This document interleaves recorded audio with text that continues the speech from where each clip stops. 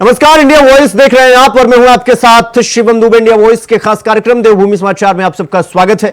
Bulletin की शुरुआत करेंगे दिल्ली में पुराने संसद भवन में हुई एनडीए की बैठक में सीएम पुष्कर सिंह धामी शामिल हुए। देश के प्रधानमंत्री नरेंद्र मोदी को तीसरी बार एनडीए का नेता, संसदीय दल का नेता और नेता सदन चुन लिया गया। सीएम धामी ने प्रधानमंत्री मोदी को तीसरी बार नेता चुने जाने पर बधाई और शुभकामनाएं दी।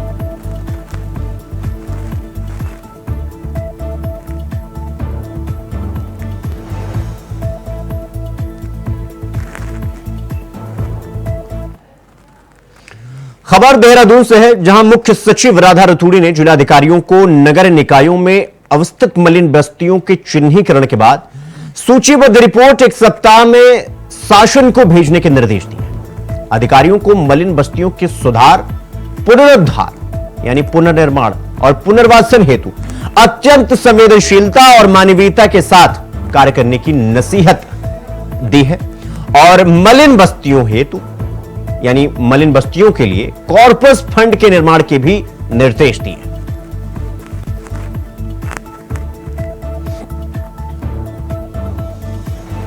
तो वहीं उत्तराखंड के सैन्य कल्याण मंत्री गणेश जोशी ने प्रदेश के अमर शहीदों को समर्पित बनाए जा रहे सैन्य धाम पहुंचकर वहां का स्थलीय निरीक्षण किया। धाम के निर्माण के लिए संबंधित अधिकारियों को दिशा निर्देश देने का काम किया। आपको बता दें कि इस सैन्य धाम के बनने की अवधि 2025 रखी गई थी, लेकिन कैबिनेट मंत्री गणेश जोशी ने यह बताया कि यह धाम 2.5 से 3 महीने में ही बनकर तैयार हो जाएगा, जिसके बाद प्रधानमंत्री के हाथों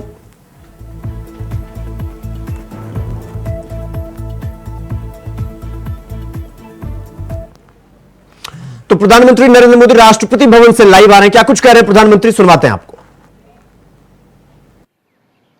एक प्रकार से उन सपनों को साकार करने का एक बहुत महत्वपूर्ण पड़ाव ये 18वीं लोकसभा है। साथियों, एनडीए सरकार को तीसरी बार देश की सेवा करने का देशवासियों ने आदेश दिया है, अवसर दिया है। मैं देशवासियों का फिर से एक बार ये अवसर देने के लिए हृदय से आभार व्यक्त करता हूं और मैं देशवासियों को विश्वास देता हूं कि पिछले 2 टर्म में जिस गति से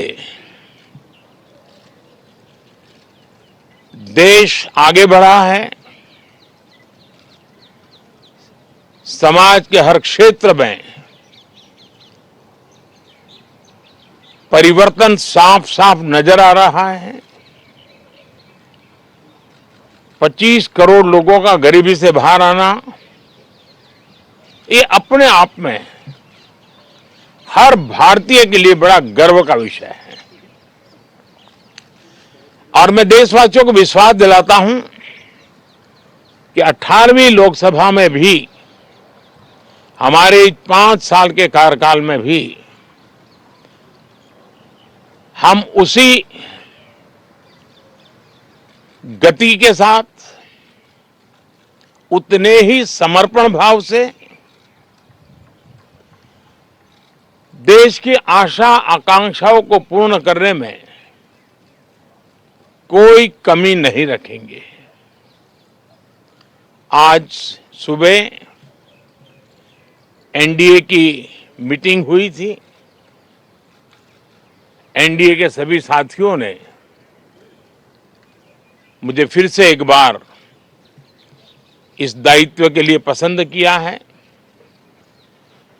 और सभी एनडीए के साथियों ने राष्ट्रपति जी को इसकी जानकारी दी और राष्ट्रपति जी ने मुझे अभी बुलाया था और मुझे प्रधानमंत्री डेजिग्नेटेड के रूप में काम कर एक नियुक्ति दी है और मुझे शपथ समारोह के लिए और मंत्रिपरिषद के सदस्यों के सूची के लिए उन्होंने सूचित किया है। मोटे तौर पर मैंने राष्ट्रपति जी को कहा है कि हमें 9 तारीख शाम को सुविधा रहेगी। अब बाकी डिटेल तो राष्ट्रपति भवन वर्कआउट करेगा और हम तब तक मंत्रिपरिषद की सूची राष्ट्रपति जी को सुपुर्द करेंगे। उसके बाद शपथ समारोह होगा। साथियों, सरकार एनडीए की एक प्रकार से एनडीए 1, एनडीए 2 और एनडीए 3 ये एक निरंतरता है और हमारे संकल्पों को लेकर के, सुशासन के प्रति हमारी प्रतिबद्धता को लेकर के और देश के सामान्य जन के सपनों को पूरा करने के प्रयास के रूप में इस निरंतरता को हम और अधिक ऊर्जा के साथ और अधिक व्यापक विजन के साथ आगे बढ़ाएंगे और समय सीमा में लक्ष्यों को प्राप्त करने का हमारा प्रयास रहेगा। 2014 में मैं बहुत नया था। मुझे अब एक लंबे समय तक इस कार्य का अनुभव मिला है, हमारी टीम को अनुभव मिला है और इसलिए हमारे लिए अब तुरंत ही काम को आगे बढ़ाना बहुत ही सरल रहने वाला है और इस अनुभव का लाभ भी देश की सेवा करने में मिलने वाला है। इन 10 साल के कार्यकाल के दरमियान भारत की वैश्विक जो छवि बनी है, दुनिया के लिए एक विश्व बंधु के रूप में भारत उभरा है, इसका मैक्सिमम एडवांटेज अब शुरू हो रहा है और मुझे पक्का विश्वास है ये 5 वर्ष वैश्विक परिवेश में भी भारत के लिए बहुत उपयोगी होने वाले हैं। दुनिया अनेक संकटों से गुजर रही है, अनेक तनावों से गुजर रही है, अनेक आपदाओं से गुजर रही है। ऐसी विकट परिस्थिति दुनिया ने बहुत लंबे अरसे के बाद देखी है। हर देश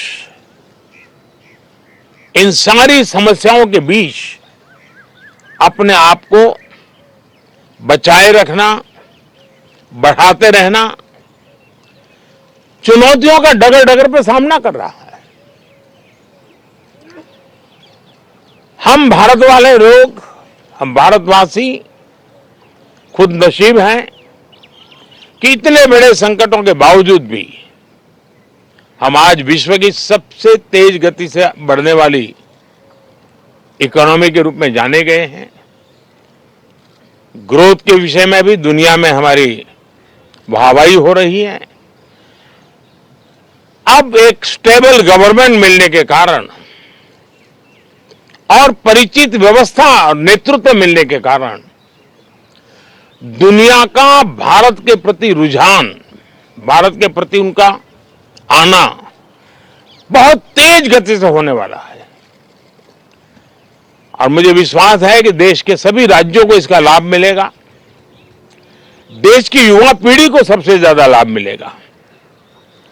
विकास के नए ऊंचाइयों को छूने में एक वैश्विक भागीदारी का वातावरण आने वाले 5 साल में बनने वाला है।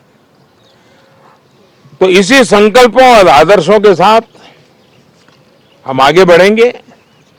मैं राष्ट्रपति जी का हृदय से आभार व्यक्त करता हूं कि एक बहुत बड़े महत्वपूर्ण दायित्व के लिए उन्होंने मुझे निमंत्रित किया है आप सबका भी दोस्तों बहुत बहुत धन्यवाद। Thank you.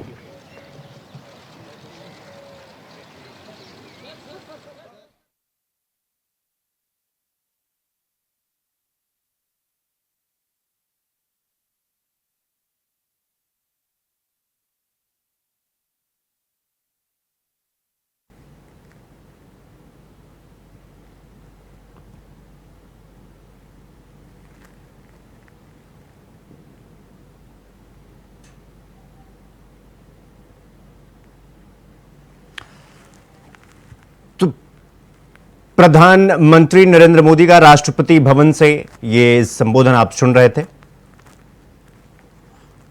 रुकेंगे एक छोटे से ब्रेक के लिए, खबरों का सिलसिला जारी है, फौरन लौट रहे हैं। ब्रेक के बाद एक बार फिर आप सबका स्वागत है मेरे साथ। रुक करेंगे अगली खबर की ओर। शहरी विकास मंत्री डॉक्टर प्रेमचंद अग्रवाल ने देहरादून में चल रहे स्मार्ट सिटी परियोजना की समीक्षा बैठक की। आपको बता दें कि इस दौरान मंत्री डॉक्टर प्रेमचंद अग्रवाल ने स्मार्ट सिटी परियोजना के अंतर्गत हो रहे विभिन्न कार्यों जैसे क्रैच बिल्डिंग, पलटन बाजार में जल भराव, ई बसों के संचालन, सहारनपुर चौक पर हो रहे ड्रेनेज कार्यों, सीसीटीवी कैमरों की स्थिति, सीवरेज कार्यों की स्थिति के संबंध में अधिकारियों से विस्तार से जानकारी ली और अधिकारियों को जरूरी दिशा निर्देश भी दिए।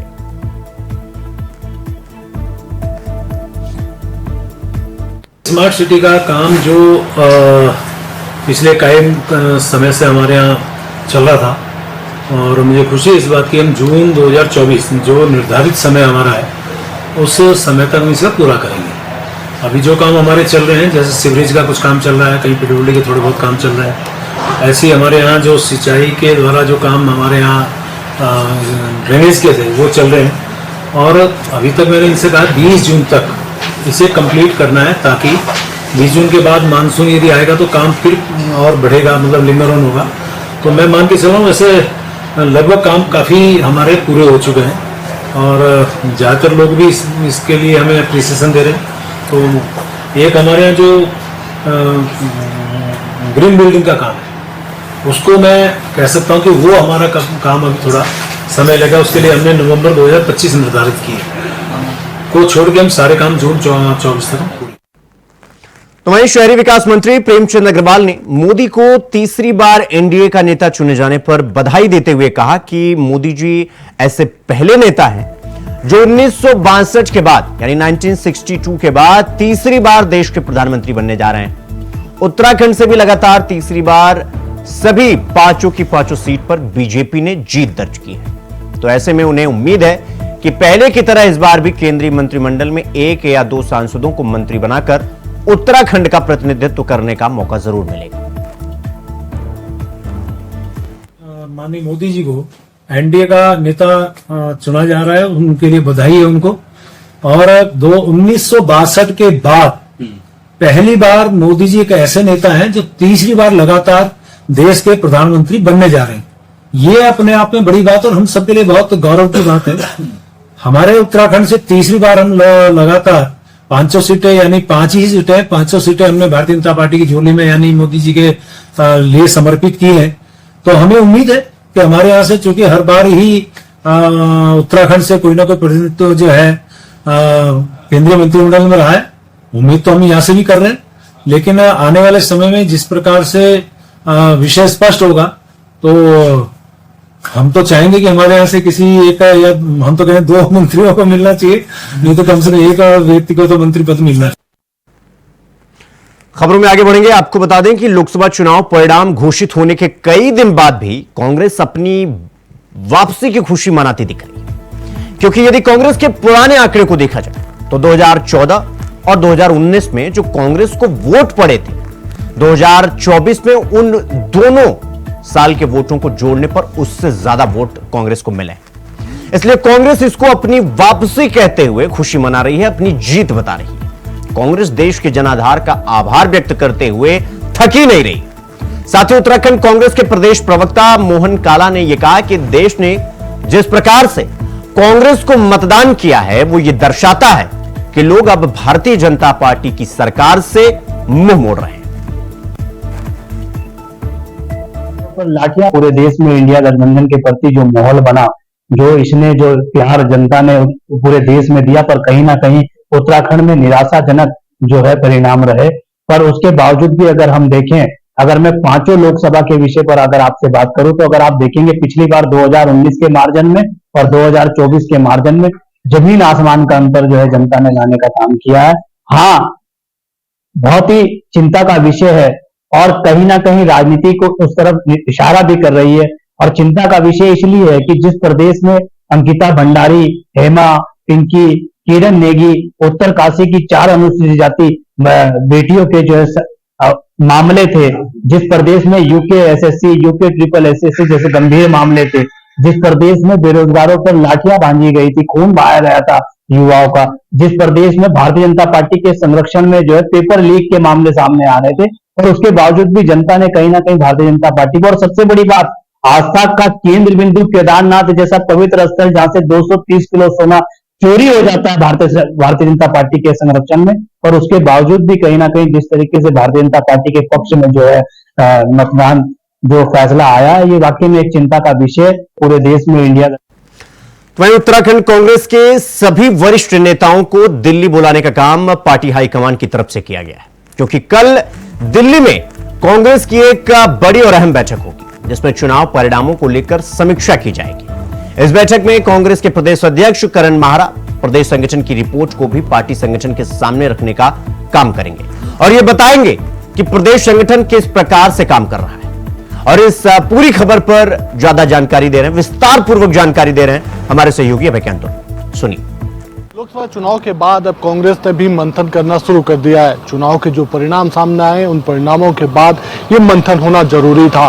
पार्टी ने अपने सभी सीनियर नेताओं को दिल्ली तलब कर लिया है, जैसे प्रदेश अध्यक्ष, नेता प्रतिपक्ष और पीसीसी के जो सदस्य हैं, उन सभी को दिल्ली बुलाने का काम यहाँ पर किया गया है। कांग्रेस पार्टी चाहती है कि आगामी दिनों में जो चुनाव होने हैं, उससे पहले जो कमियां संगठन के भीतर है, उनको दूर किया जा सके। इसके अलावा प्रदेश संगठन से भी इस चुनाव की जो रिपोर्ट होगी, उस रिपोर्ट को लेने का काम पार्टी स्तर पर किया जाएगा। कांग्रेस पार्टी हर चीज से मंथन कर रही है, क्योंकि जिस तरीके के चुनाव परिणाम इस बार यहाँ पर देखने को मिले हैं, ऐसे में उम्मीद ये की जा रही थी कि अगर कांग्रेस के वरिष्ठ नेता चुनाव लड़ते तो शायद चुनाव के जो परिणाम होते कुछ और यहाँ पर देखने को मिलते, लेकिन ऐसा देखने को नहीं मिला। कांग्रेस के जो वरिष्ठ नेता थे, उन्होंने चुनाव लड़ने से साफ तौर पर मना कर दिया गया और यही वजह रही कि यहाँ पर बीजेपी ने चुनाव की अपनी जो जीत की हैट्रिक थी, उसको पूरा करने का काम यहाँ पर किया। और अब कांग्रेस पार्टी मंथन में जुट चुकी है।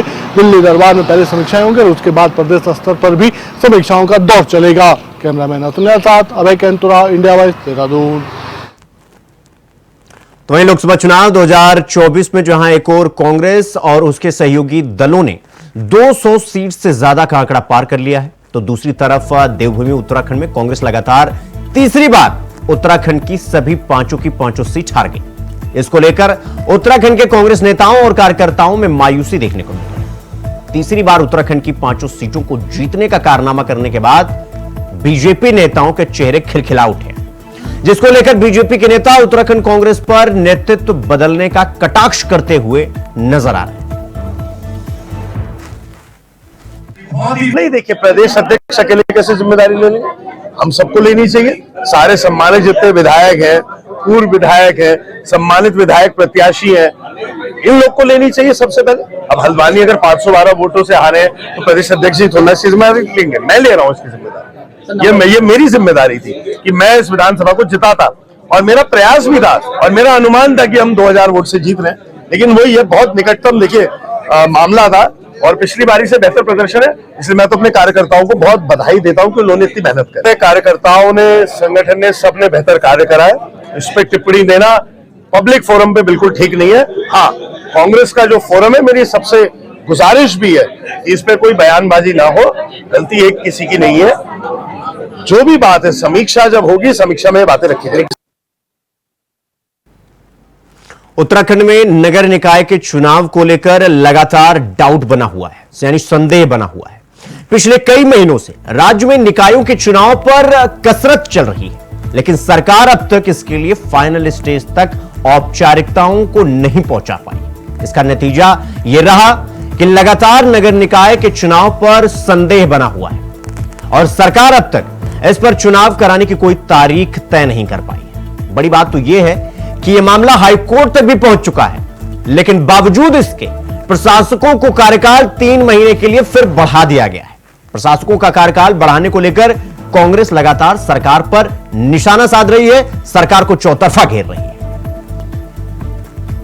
तैयार भाजपा कह रही है कि जो है हम प्रशासकों का कार्यकाल इसलिए बढ़ा रहे हैं कि विकास के काम को जो है गति देनी है, लेकिन 7 साल से प्रचंड बहुमत की सरकार राज्य में है। 7 साल से आप विकास की जो है काम क्यों नहीं करवा पाए, उसे गति क्यों नहीं दिला पाए। और ये तो राजधानी देहरादून और जो है मैदानी क्षेत्रों के निकायों का हाल है। आप पर्वतीय क्षेत्रों में जाइए, वहां पर देखिए कि न तो स्ट्रीट लाइटें हैं, न नए पार्क बने हैं, न पुराने पार्कों का सौंदर्यकरण हुआ है, ड्रेनेज की कहीं व्यवस्था नहीं है, सफाई की कहीं व्यवस्था नहीं है। और उल्टा जो है निकायों में जिस तरीके से स्वच्छता समितियों के नाम पर घपला हुआ है, उस पर भी जनता सवाल पूछती है। इसीलिए जो है चुनाव में जाने से सरकार डर रही है। और जो है मंत्री जी बयान दे देंगे हम चुनाव के लिए पूरी तैयार है। दूसरी ओर जो है प्रशासकों का बार बार जो है कार्यकाल बढ़ाया जा रहा है। तो भाजपा में ही और सरकार में ही घबराहट है चुनाव का सामना करने की। हम तो लगातार जो है चुनाव कराने की मांग कर रहे हैं, हमारी पूरी तैयारी है और हमें लोकतंत्र पर भरोसा। तो नगर निकाय चुनाव को लेकर कांग्रेस लगातार उत्तराखंड सरकार को यानी धामी सरकार को लेकर लगातार घेर रही है। अब देखना है कि सरकार आगे क्या करती है। फिलहाल देवभूमि समाचार में इतना ही। देश दुनिया की तमाम खबरों को देखने के लिए देखते रहिए इंडिया वॉइस। नमस्कार।